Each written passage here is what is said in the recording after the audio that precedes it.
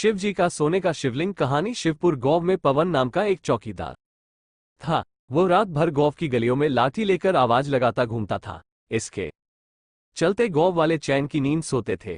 वो रात को अपना खाना लेकर निकलता और शिव जी के मंदिर जाता था। रात के समय जब पुजारी जी मंदिर बंद करते तब वह अपने काम पर निकल जाता था। एक दिन पुजारी बाबा ने उससे पूछा। पुजारी ने कहा, पवन, ये सभी गांव वाले सुबह मंदिर आते हैं और तू रात को मंदिर आता है, उसके बाद मंदिर बंद होने तक बैठा रहता है।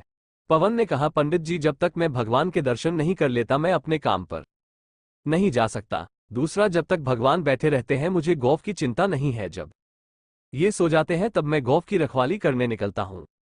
पुजारी ने कहा, तुझे इतना विश्वास है शिव जी पर? पवन ने कहा, हाँ पंडित जी, मेरा विश्वास अटूट है। इसी तरह समय बीत रहा था। एक दिन मंदिर में एक सेठ जी आए और पुजारी जी से बोले। सेठ जी ने कहा, पंडित जी, मेरे कोई संतान नहीं है, मैं भगवान भोलेनाथ की पूजा करना चाहता हूं। पंडित जी सेठ जी की पूजा करवा देते हैं। पंडित जी ने कहा, भगवान ने चाहा तो तुम्हें अवश्य संतान की प्राप्ति होगी, लेकिन उसे लेकर मंदिर में दर्शन करने अवश्य आना। 1 साल बाद सेठ जी के घर बेटा पैदा होता है।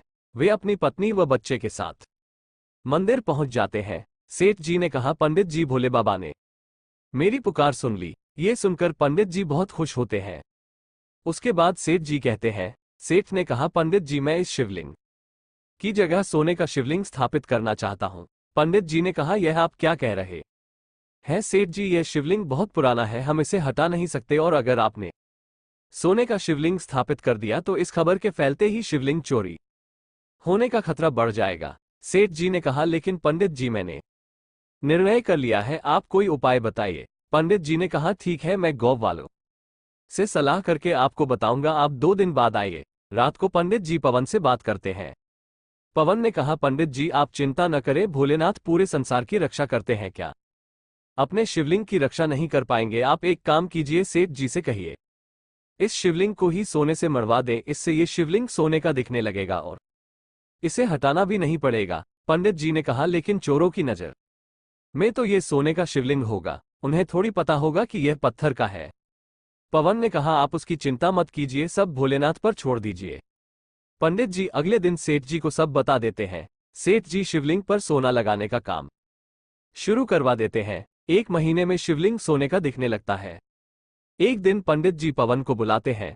पंडित जी ने कहा, पवन, तुम्हारी बात मान कर मैंने सेठ जी से शिवलिंग पर सोना तो मरवा दिया, लेकिन रात में इसकी रखवाली तुम्हारे जिम्मे है। पवन ने कहा, पंडित जी, वैसे तो मेरे रहते पूरे गांव में चोरी नहीं हो सकती, लेकिन फिर भी मैं मंदिर का विशेष ध्यान रखूंगा। एक दिन रात को पवन मंदिर के पास से गुजर रहा था तो उसने देखा मंदिर के द्वार खुले हैं और एक आदमी शिवलिंग के पास कंबल ओढ़कर बैठा है।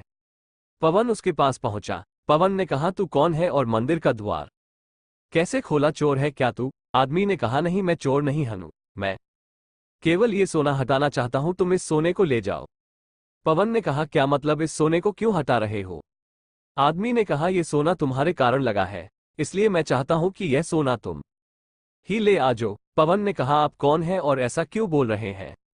तभी वो आदमी भगवान शिव के रूप में प्रकट हो जाते हैं। शिव जी ने कहा, मेरे और मेरे भक्तों के बीच में ये सोने की दीवार खड़ी कर दी है। मेरे भक्त जो भी श्रद्धा से अर्पण करते थे वे इस सोने पर ही रह जाता है, मुझ तक नहीं पहुंच पाता, और न मेरे भक्त मेरे दर्शन कर पा रहे हैं।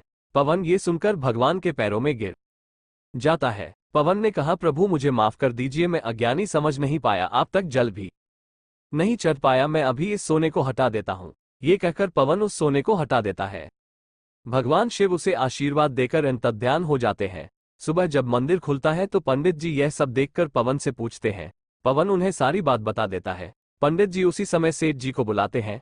सेठ ने कहा, भगवान, मुझे माफ कर दीजिए, मुझसे बहुत बड़ी भूल हो गई, अपनी जिद के कारण मैंने आपकी पूजा में बाधा डाली। उस दिन से मंदिर में पहले की तरह पूजा होने लगी। सेठ जी ने वो सोना गरीबों में दान कर देते हैं।